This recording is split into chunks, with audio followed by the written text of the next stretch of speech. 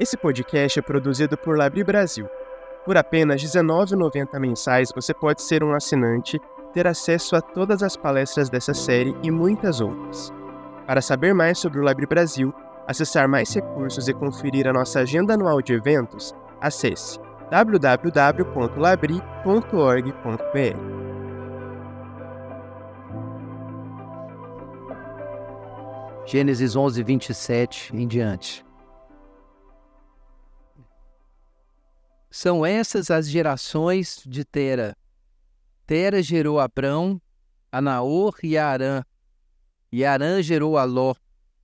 Morreu Harã na terra de seu nascimento, em Ur dos Caldeus, estando Tera seu pai ainda vivo. Abrão e Naor tomaram para si mulheres.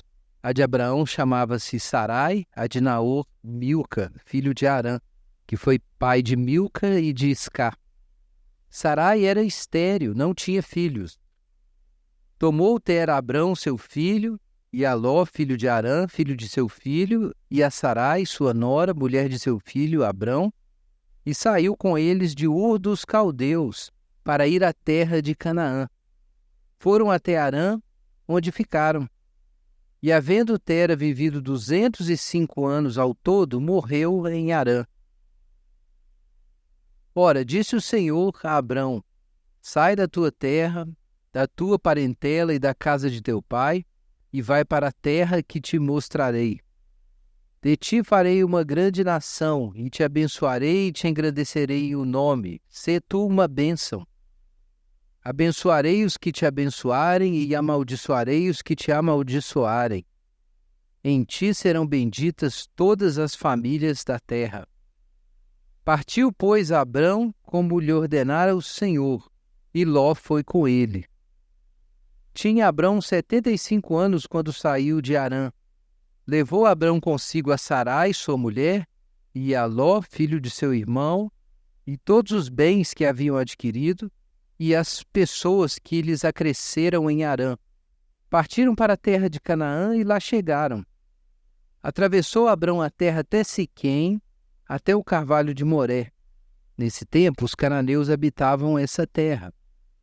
Apareceu o Senhor a Abrão e lhe disse: darei à tua descendência esta terra. Ali edificou Abrão um altar ao Senhor que lhe aparecera.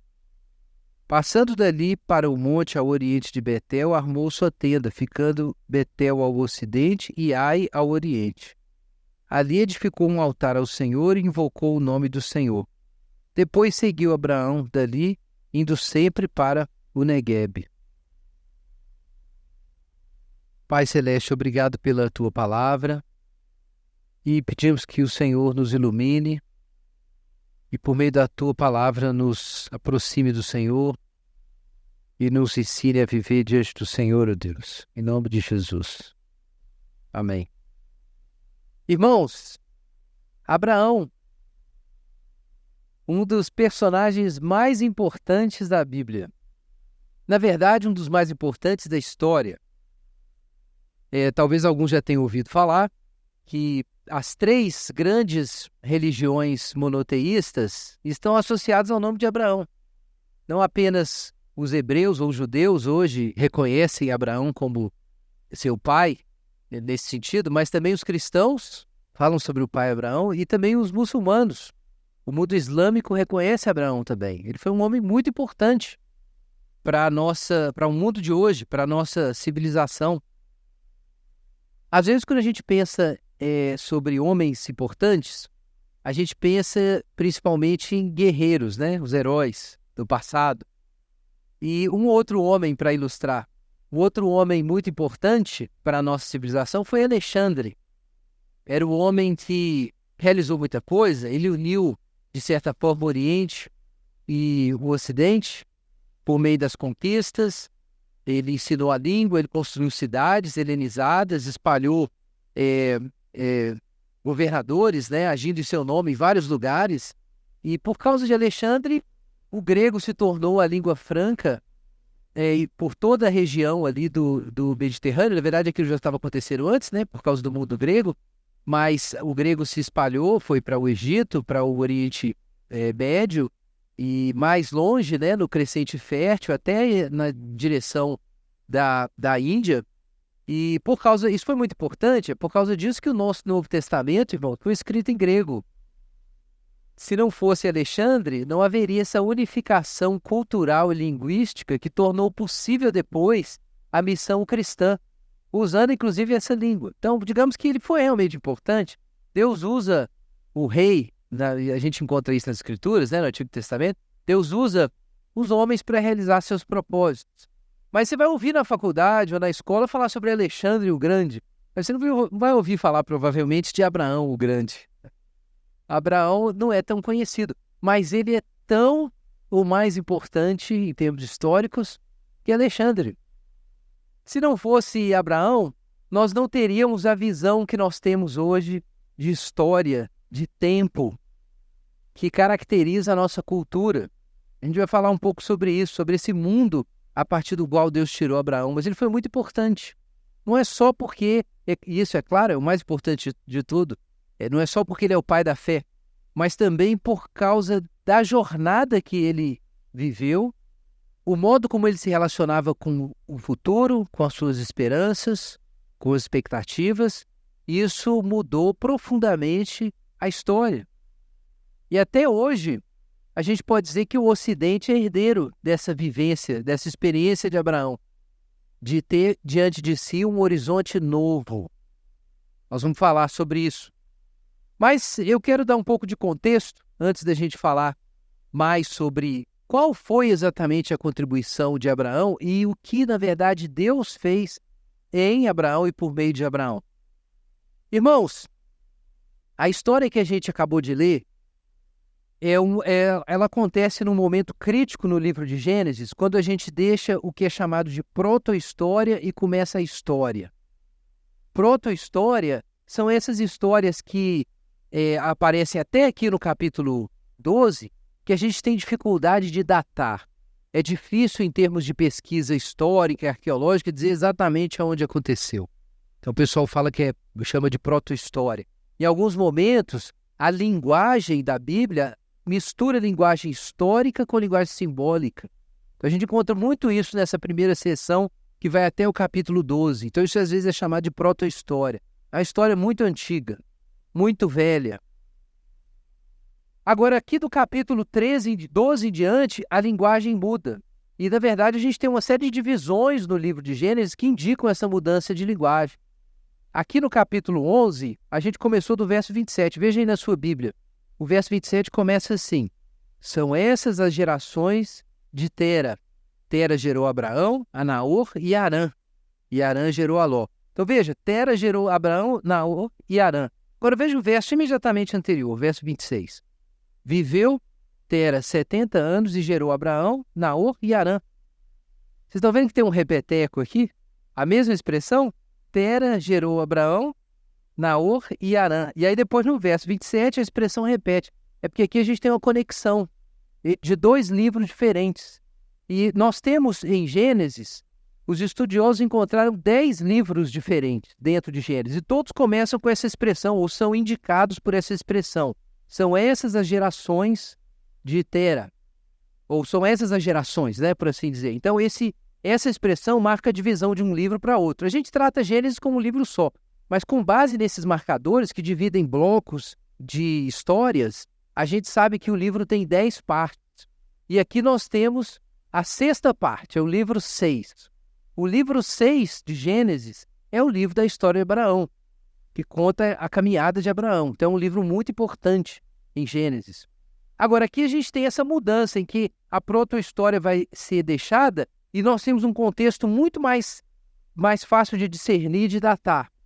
E a gente sabe que essas histórias, gente, que estão aqui, a história de Abraão aconteceu entre 1700 e 2000 a.C., bastante tempo.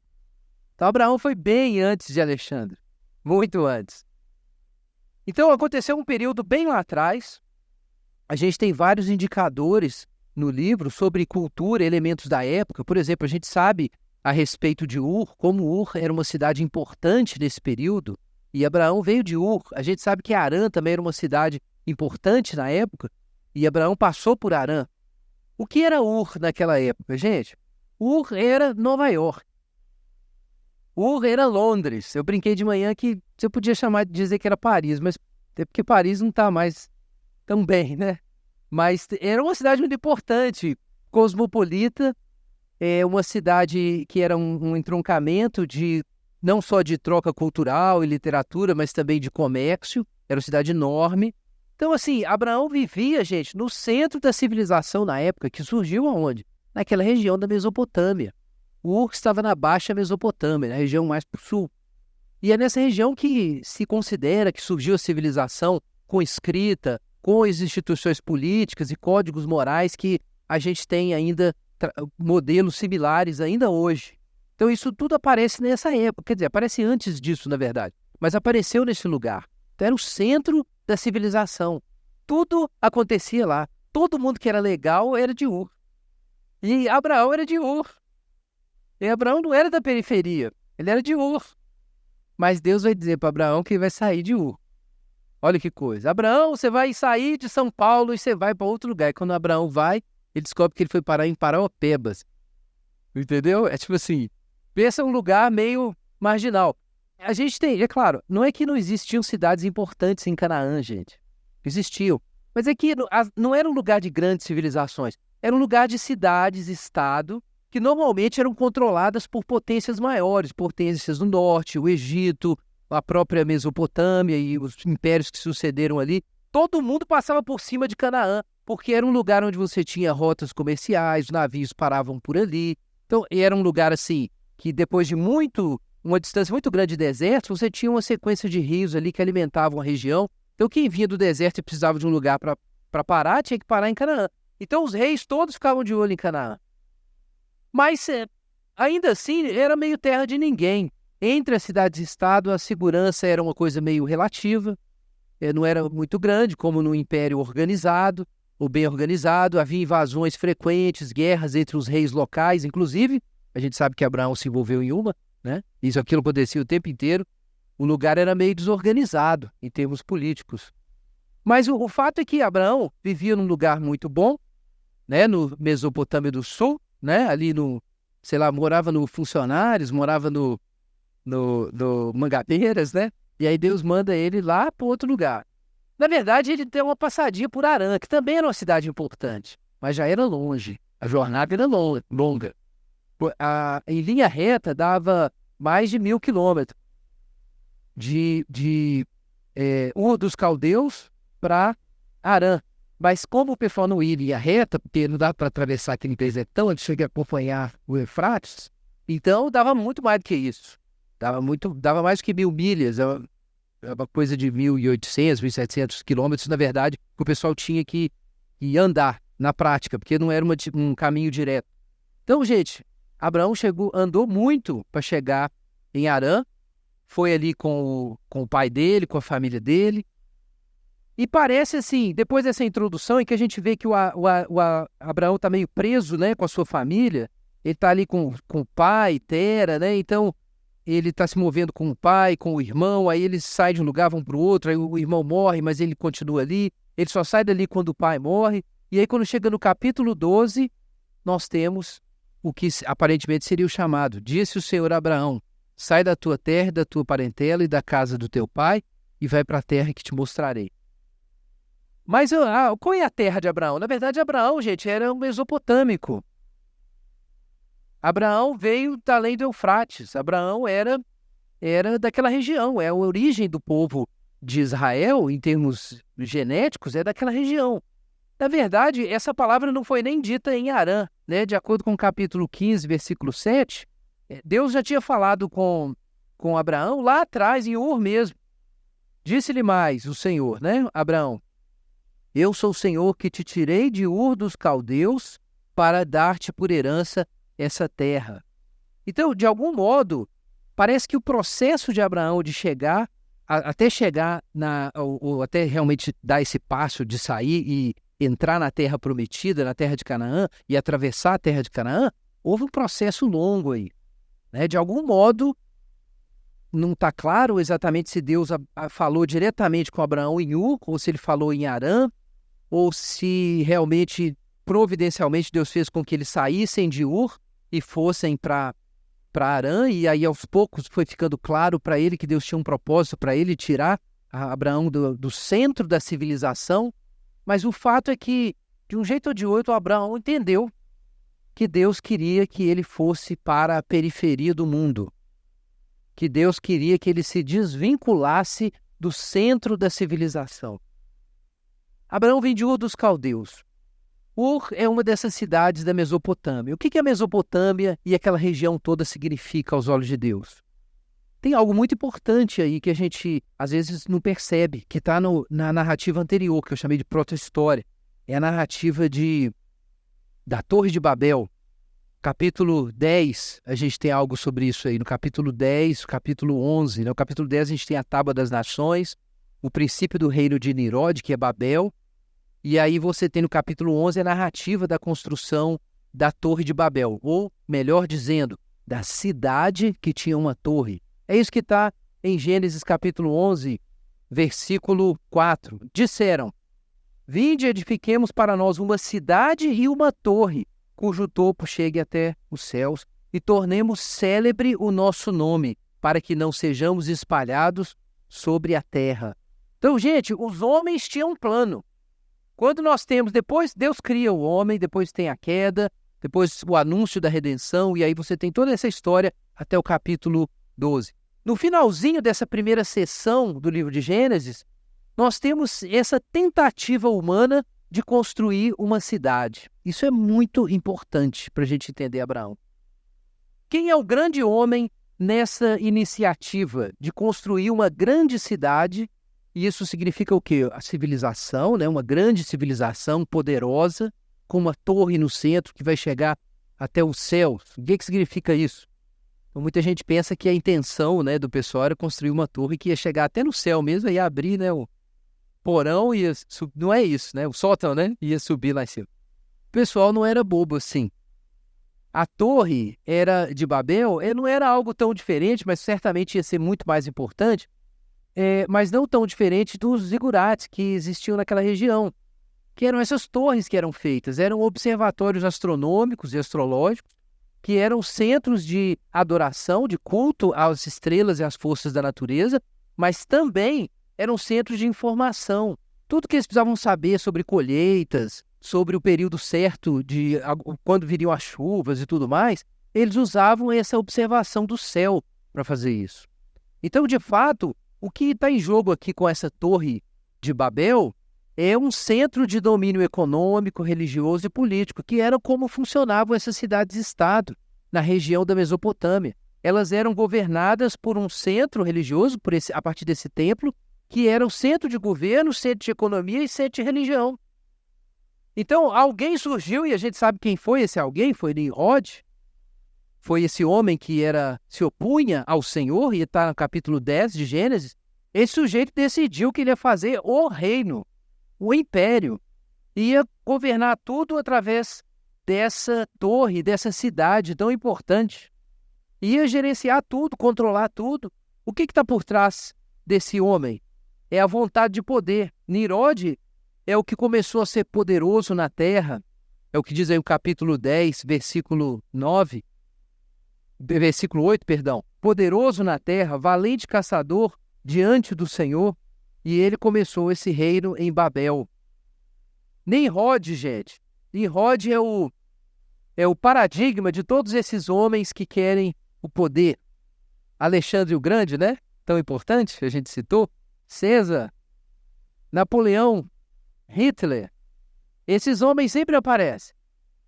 E eles querem tomar controle de tudo.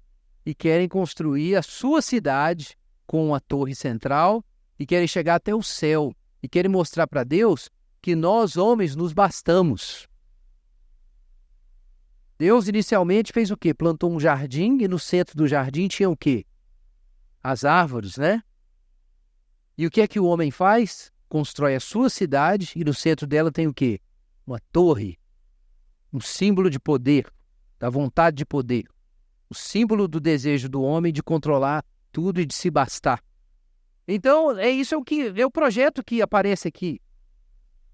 Mas vejam só, quando Deus salva o povo Um pouco antes, nós temos o dilúvio, e quando Deus salva aquele povo, a casa de Noé, e salva os animais, e eles começam tudo de novo, nós ficamos sabendo aqui na narrativa bíblica, e a gente conta isso aqui também no capítulo 10 de Gênesis, que Deus formou muitas nações por meio de Sem, Cão e Jafé, os filhos de Noé. Deus formou várias nações, várias famílias.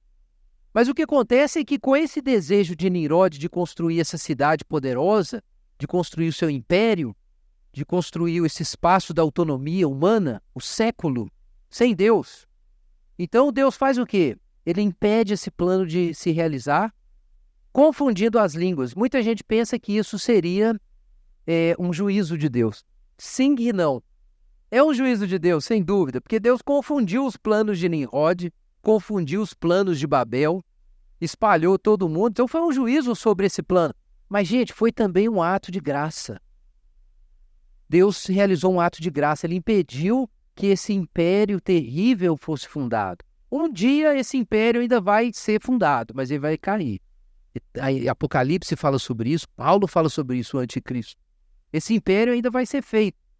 Ele está em processo ainda de gestação. Mas Deus, na sua misericórdia, e por causa do plano que ele mesmo tinha, impediu isso de acontecer. E ele confundiu as línguas. É uma bênção que as línguas sejam confundidas. É uma bênção que haja diversidade no mundo e que não tenha um tirano único controlando todo mundo. O cristianismo, por isso mesmo, é radicalmente pluralista. A gente concorda que tenha muita gente diferente. Não pode ter um César. Só Jesus é o César. Só Jesus é o Kyrios. Só Jesus é o Senhor. Por isso não pode ter outro. Podem haver autoridades menores, mas todas debaixo de Jesus. Então Deus foi lá e confundiu a língua e espalhou as nações. E aí o que Deus faz? Depois que ele sabota a cidade do homem, ou o plano dessa grande cidade do homem, o que Deus faz? Ele introduz o seu plano. E aí começa o capítulo 12. E o plano de Deus não é juntar todo mundo numa cidade só, com o Nimrod dominando. Qual é o plano de Deus? Ele escolhe uma nação sacerdotal que vai ser sacrifício e mediação para todas as nações. Deus espalha as nações e ele vai trazer uma nação, um descendente, a partir do qual todas as nações vão ser abençoadas. Então é importante entender isso, gente. Quando em Gênesis 12, Deus diz, capítulo 12, versículo 2, de ti farei uma grande nação, te abençoarei e te engrandecerei o nome, se tu uma bênção, abençoarei os que te abençoarem, amaldiçoarei os que te amaldiçoarem, e em ti serão benditas todas as famílias da terra. Essa é a resposta de Deus ao que tinha acontecido.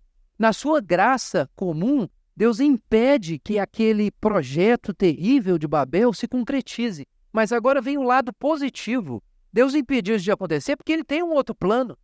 E o plano dele é usar Abraão e a casa de Abraão para abençoar todas as nações. Agora, a gente tem mais algumas coisas importantes que a gente precisa entender sobre Abraão.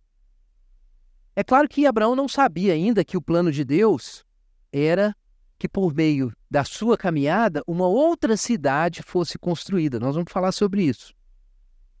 Ele não sabia, mas realmente é isso que estava na outra ponta. Por meio de Abraão surge a nação, e essa nação vai ter a cidade eleita, que é Jerusalém, que é a cidade de Deus. Então, enquanto Deus sabota a cidade do homem, Deus também está levantando a sua cidade, o seu povo sacerdotal no mundo. Então, esse é um ponto crítico em Gênesis. Porque até o capítulo 12, o que nós temos são atos preservadores de Deus. Os homens começam a fazer o mal, o que Deus faz? Traz um julgamento e uma libertação. Mas a gente vê que não se trata já da salvação, é uma preservação. Como o caso do dilúvio. Deus trouxe um grande julgamento, mas trouxe também uma promessa de que o mundo não seria destruído. O povo tenta construir Babel, Deus espalha todo mundo. O que Deus está fazendo? Mantendo as condições para que a ação redentiva possa acontecer. Mas quando é que ela se revela? Gênesis capítulo 2. Por isso Abraão é tão importante, gente. Abraão é o começo da história da redenção. Então é muito importante a gente entender quem é Abraão e como ele tem um impacto sobre nós, sobre o nosso mundo e sobre a nossa vida em particular. Mas vamos retomar aqui essa questão da jornada de Abraão por um instante.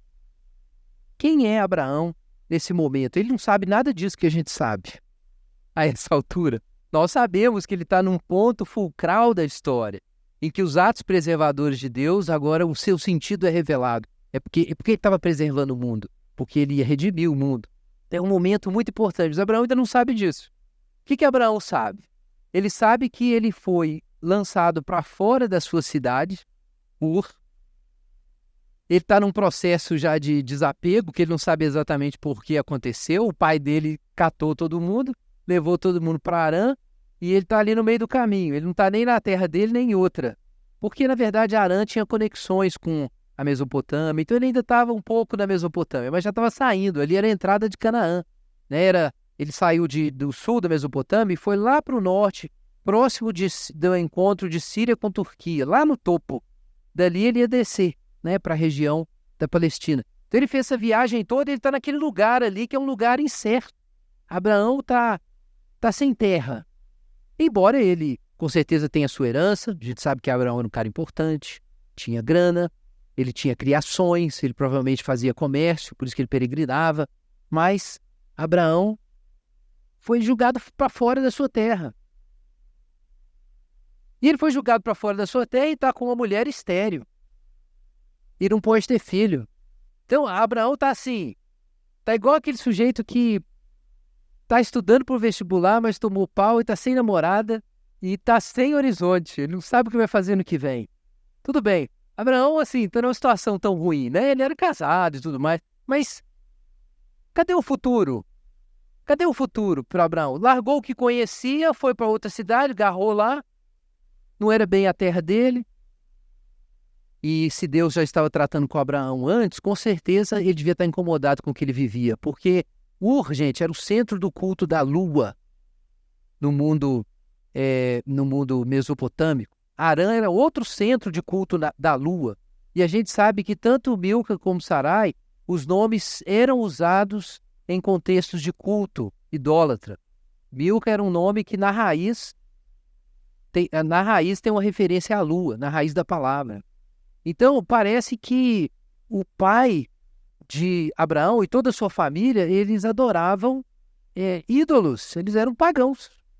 Josué 24 fala sobre isso, que Deus tirou o povo do Egito, os antepassados do povo, Deus fala lá em Josué 24, que os antepassados do povo adoravam outros deuses no Egito e além do Eufrates. Está lá em Josué 24. Quer dizer, eles eram idólatras, pagãos.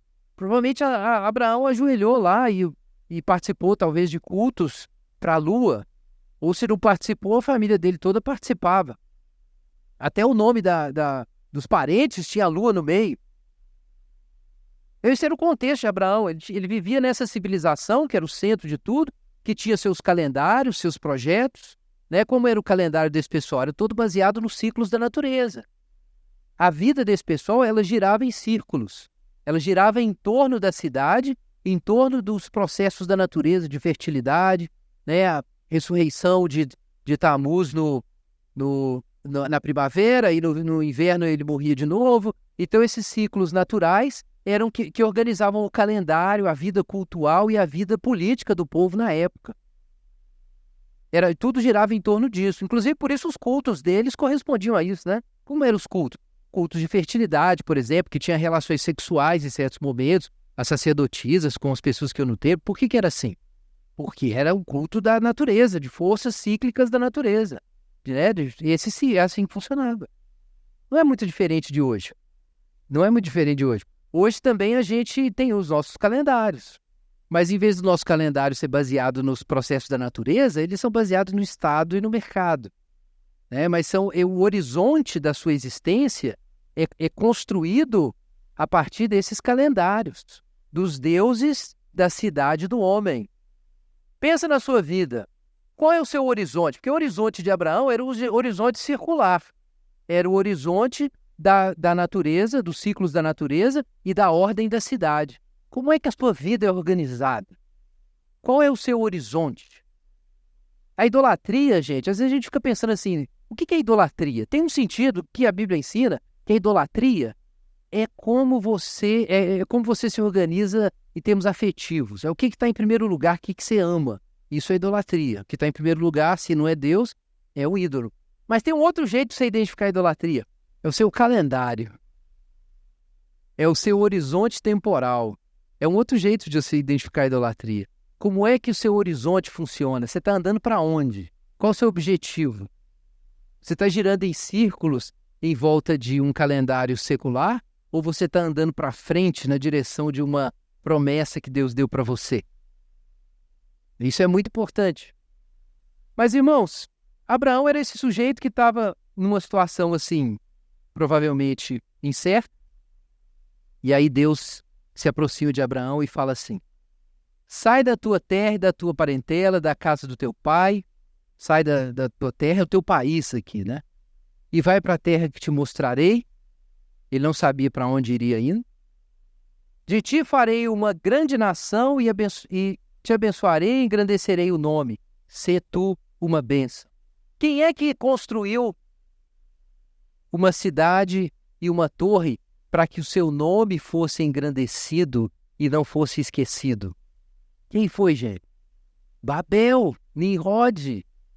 Abraão vem desse contexto em que as pessoas têm um projeto de grandeza, é a vontade de poder, né, do homem. Eles têm aquele projeto de grandeza ali da cidade do homem. E aí Deus fala assim: olha, você vai prosperar, você vai ter uma terra, você vai ter uma grande descendência e você vai ter um nome também. Só que você vai para a periferia. Você não vai fazer do jeito que Nimrod faz. Você não vai seguir o caminho do mundo. Você vai seguir um outro caminho e vai buscar uma outra cidade. Vai ser um outro projeto. Mas o que é que Deus promete para Abraão? Isso é muito importante, irmãos. Ele promete a bênção. Veja aí na sua Bíblia, versículo 3. De ti farei uma grande nação e te abençoarei e te engrandecerei o nome. Sê tu uma bênção. Abençoarei os que te abençoarem, amaldiçoarei os que te amaldiçoarem. Em ti serão benditas todas as famílias da terra. Nós temos 7 promessas aqui e 5 vezes a palavra bênção aparece. Ela aparece também 5 vezes antes, até o capítulo 11. E aqui nós temos 5 vezes Deus falando sobre bênção. Então, bênção é um tema importante. O que quer que seja isso que Deus está tratando com Abraão, tem a ver com a bênção. Que bênção? Irmãos, a bênção é um tema de Gênesis 1 e 2. É um tema da criação. Deus cria os animais, cria o homem e Deus abençoa o homem. O que nós temos lá em Gênesis, capítulo 1, versículo 27 e 28? Também disse Deus: façamos o homem à nossa imagem, conforme a nossa semelhança. Tenha ele domínio sobre os peixes do mar, as aves do céu e os animais domésticos, e sobre toda a terra e todos os répteis que rastejam pela terra. Então Deus faz o homem à sua imagem e dá para o homem o quê? Uma terra, não é isso? E o que ele faz depois? Verso 27. Criou, pois, Deus o homem à sua imagem, a imagem de Deus criou. Homem e mulher os criou e Deus os abençoou. Ele lhes disse: sede fecundos, multiplicai-vos, enchei a terra e sujeitai-a. O que nós temos aqui, irmãos, em Gênesis capítulo 1? Tudo que está lá em Gênesis capítulo 12. Exatamente. Deus dá para os homens uma terra. Deus abençoa os homens para que eles se multipliquem sobre a terra. E é exatamente o que a gente tem em Gênesis 12. Deus promete o que para Abraão? Uma terra e uma semente. E por meio dessa terra e dessa semente, todas as nações da terra seriam abençoadas. Mas Deus já não abençoou em Gênesis, capítulo 1? Então por que nós temos isso aqui no capítulo 12, que é necessário ainda abençoar as nações? É porque, gente, nós temos o capítulo 3, e no capítulo 3 aconteceu a queda. E o que acontece quando o homem cai? Capítulo 3, versículo 15. Perdão, versículo 16. A mulher disse, Deus disse, depois do pecado: multiplicarei sobremodo os sofrimentos da tua gravidez, em meio de dores darás luz a filhos, e o teu desejo será para o teu marido, e ele te governará. Verso 17. E Adão disse: visto que atendeste à voz da tua mulher e comeste da árvore que eu te ordenei que não comestes, maldita é a terra por causa de ti. Irmãos, o que é que acontece com o pecado? Deus cria o homem e dá para o homem a terra, ele dá o Éden, um jardim para o homem cultivar. O que é isso senão Canaã? O Éden é Canaã, é a terra que mana leite e mel. Deus dá para Adão a terra, Deus dá para Adão a esposa, isso está no capítulo 1 e está no capítulo 2 também. E a partir da semente, a partir do casamento, né, da união de homem e mulher, então o homem teria uma semente, ele teria uma descendência que ia se multiplicar sobre a terra. E a imagem divina, essa bênção que Deus deu para eles, ia ser mostrada no mundo por meio da terra e por meio da semente. Mas aí vem o pecado. E com o pecado o que acontece? A maldição sobre essas duas dádivas de Deus. Então a mulher recebe uma maldição. Com dor terás filhos. E o homem recebe uma maldição. A terra foi amaldiçoada. E agora o homem vai comer o seu pão com esforço. Então, gente, existe uma maldição sobre a terra. E é por isso, então, que Deus levanta Abraão para trazer de novo o quê? A bênção original. A bênção que está lá em Gênesis capítulo 1, capítulo 2. Então, Abraão, gente, ele é um veículo de Deus. Deus impede o plano de Babel, mas qual é o plano de Deus? É um plano bom, é um plano de salvação. O plano de Deus é reconstruir, recuperar, redimir aquilo que foi perdido. Mas quem é que Deus vai usar para redimir isso, para trazer de novo a bênção original, né, de mostrar a imagem de Deus na terra e na semente? Deus vai usar um sujeito sem terra e com uma mulher estéril. Não é irônico? Exatamente naquela situação de pobreza, de incompetência, né, de impossibilidades. Não importa aí essa altura quem Abraão fosse, né, em termos ainda de importância, de dinheiro. Veja que situação, gente. De repente, Deus coloca uma coisa dessa para Abraão. Olha, Abraão, você acha que você é um ninguém. Se tem alguém amaldiçoado nesse mundo, por causa do que está lá em Gênesis 3, então é você, né? Que você não tem uma terra para cultivar e não tem descendência. Mas aí Deus promete uma terra e uma descendência. E por meio de Abraão e dessas bênçãos, todas as nações da terra seriam abençoadas.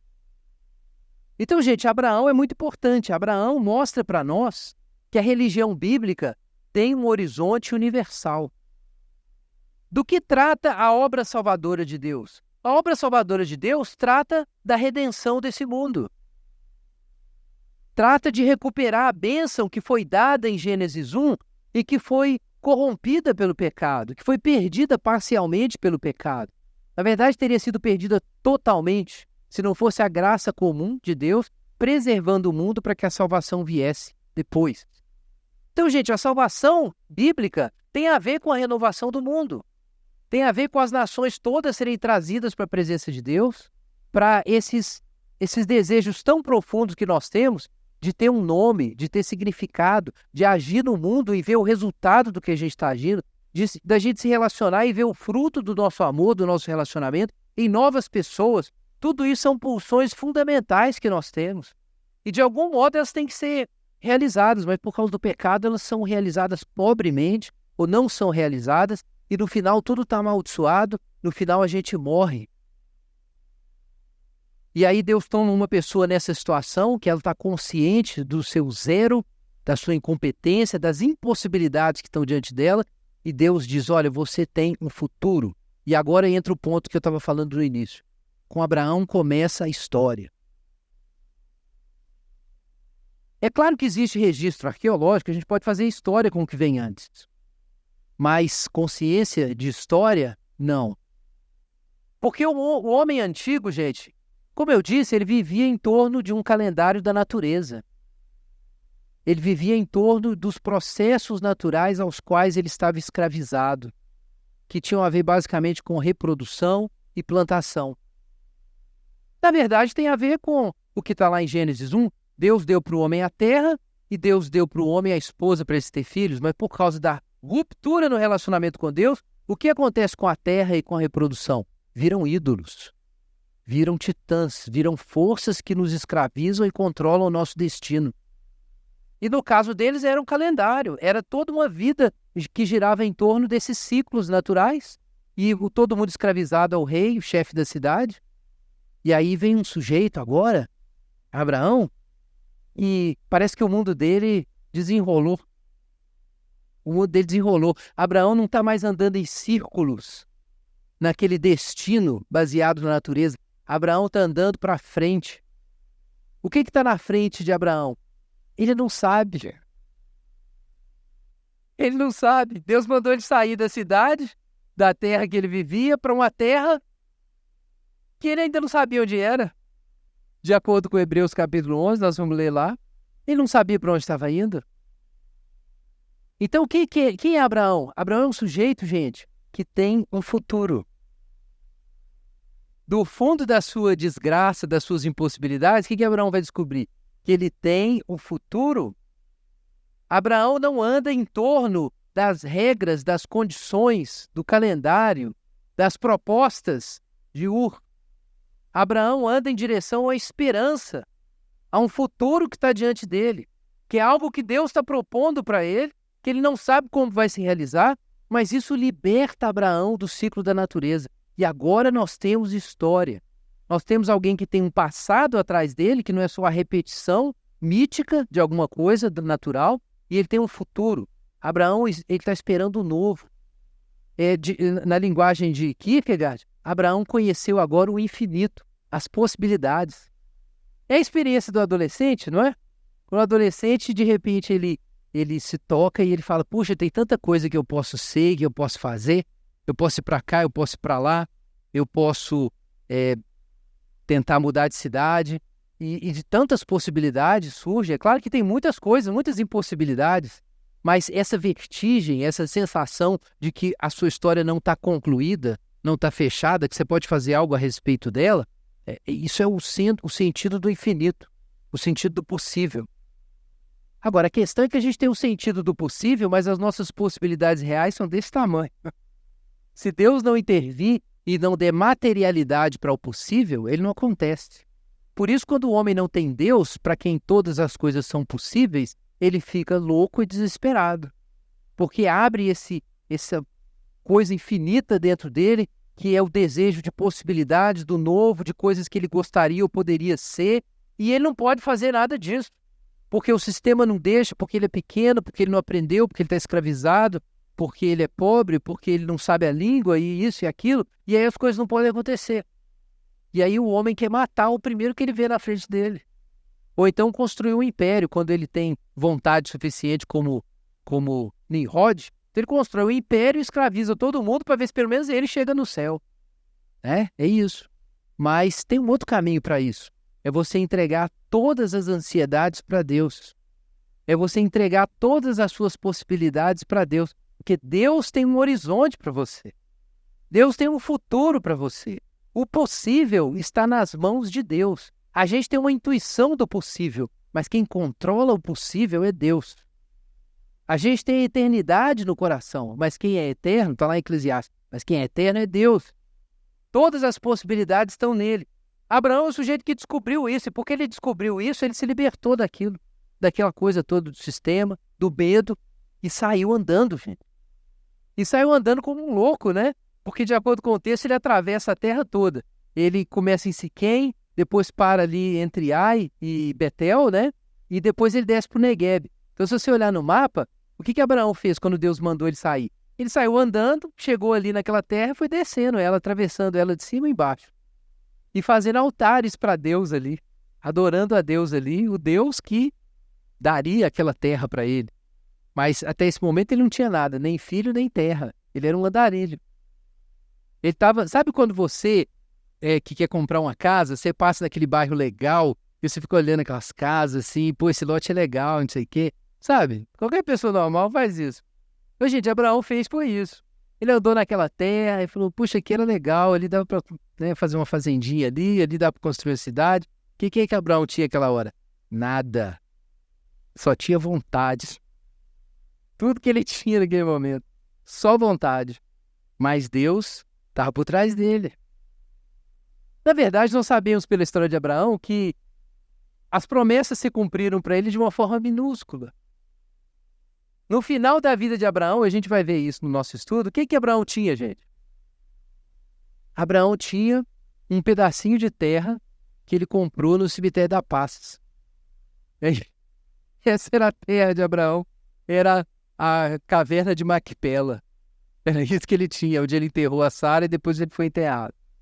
E ele tinha um filho, né? Deus falou com ele que assim, como a areia do mar e as estrelas do céu. Ele tinha um filho, que Deus ainda no meio do caminho mandou ele sacrificar e quase que ele perde também. Gente, Abraão era crente, viu? Por isso a gente precisa dar uma atenção especial para Abraão.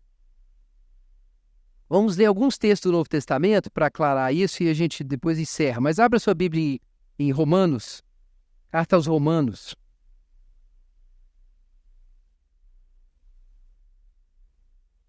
Romanos capítulo 4.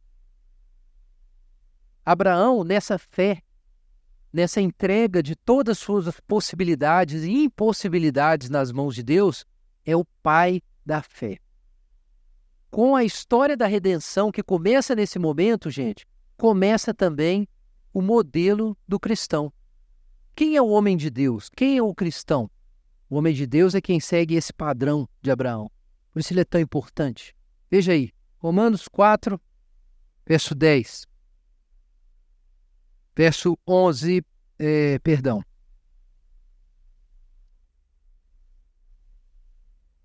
Abraão recebeu o sinal da circuncisão como selo da justiça da fé que teve quando ainda era incircunciso, para vir ao ser o pai de todos que creem, embora não circuncidados, a fim de que lhes fosse imputada a justiça. E pai da circuncisão, isso é, daqueles que não são apenas circuncisos, mas também andam nas pisadas da fé que teve Abraão, nosso pai, antes de ser circuncidado. Não foi por intermédio da lei que Abraão ou a sua descendência coube a promessa de ser herdeiro do mundo, e sim mediante a justiça da fé. Pois se os da lei são herdeiros, anula-se a fé e cancela-se a promessa, porque a lei suscita a ira. Mas onde não há lei, também não há transgressão. Essa é a razão por que provém da fé, para que seja segundo a graça, a fim de que seja firme a promessa para toda a descendência, não somente ao que está no regime da lei, mas também ao que é da fé que teve Abraão. Parênteses, porque Abraão é pai de todos nós, como está escrito, por pai de muitas nações te constituí. Fecha parênteses. A fé que teve Abraão perante aquele no qual creu, o Deus que vivifica os mortos e chama à existência as coisas que não existem. Gente, Abraão é o nosso pai, diz Paulo aqui, e ele está argumentando com um pessoal que usa as escrituras para dizer que, na verdade, a lei veio antes da graça, que antes Deus se relacionava a partir da lei, então existe uma prioridade da lei e da aliança da circuncisão em relação à graça, e isso significaria que se você, que é um gentio, não é judeu, quisesse ser salvo, você teria que se circuncidar para entrar para o povo de Deus, entrar na aliança, para que aí a bênção, as promessas viessem para você. Então essa é a leitura mais comum, né, que a gente tem do texto. Mas o que acontece? De acordo com Paulo, Abraão recebeu a promessa antes de ser circuncidado. É isso que Paulo está dizendo. Como é que Abraão recebeu a promessa? Antes da lei, antes da circuncisão. Por quê? Porque se a promessa dependesse da gente cumprir a lei de Deus, a gente ia fracassar, a promessa não ia se realizar. Então o que Deus faz? Ele deu para a gente quando a gente ainda era pecador, quando a gente ainda era pagão. Abraão era pagão, era um filho de adoradores da lua, era um filho da Mesopotâmia. Aí Deus chama Abraão e Deus dá as promessas para Abraão, e as promessas de Deus não falham. Então o que isso significa? Que quando Abraão crê nas promessas, ele se torna o pai de todos que creem, sejam eles judeus ou gentios. Porque quando ele foi salvo, ele ainda era gentio, ele não era judeu. Isso que o Paulo está dizendo, ele era gentio, igualzinho a gente. Então, por isso, ele não é só o pai da circuncisão, mas também é o pai da incircuncisão. Aí de manhã eu comentei que se fosse no tempo de Davi, e a gente pintasse lá para o culto, o Davi passava a faca na gente, que a gente é gentio, né? Incircunciso. Mas agora não é assim. Agora a gente foi integrado na casa de Deus. Então, Abraão, gente, é o nosso pai, porque a fé que Abraão teve antes de ser judeu é a fé que nós temos que ter para a gente ser integrado no povo de Deus. Que é essa fé que vê as coisas que não existem e espera as coisas que não existem. Agora, Abraão é importante também por uma outra razão. Veja em Gálatas capítulo 4.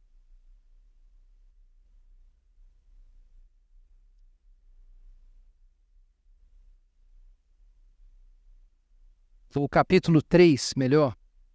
Gálatas capítulo 3.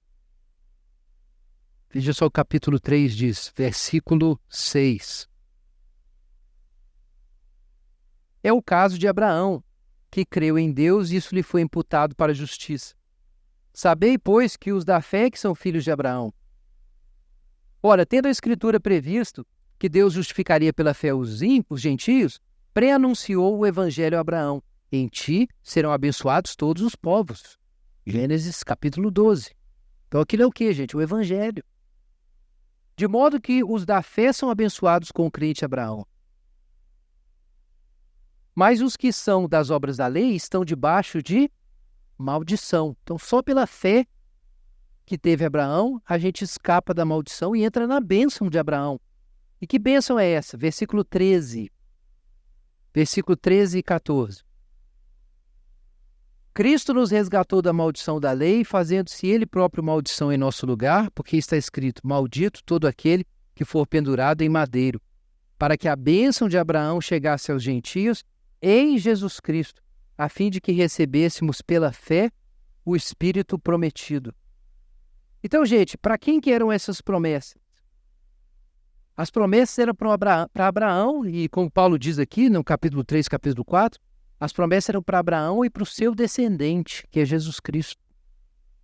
E porque nós, pelo batismo, somos incluídos em Jesus Cristo, por meio de Jesus, nós somos libertos da maldição. E lembra que Gênesis fala muito sobre a maldição. Nós somos libertos da maldição, porque Cristo carrega a maldição.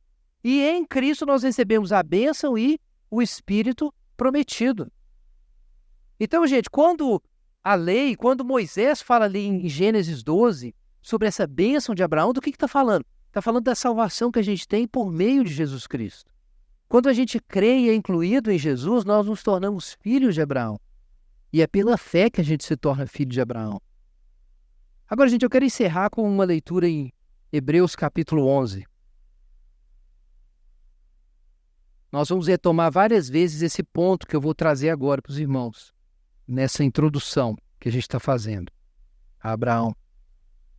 Hebreus capítulo 11, versículo 8.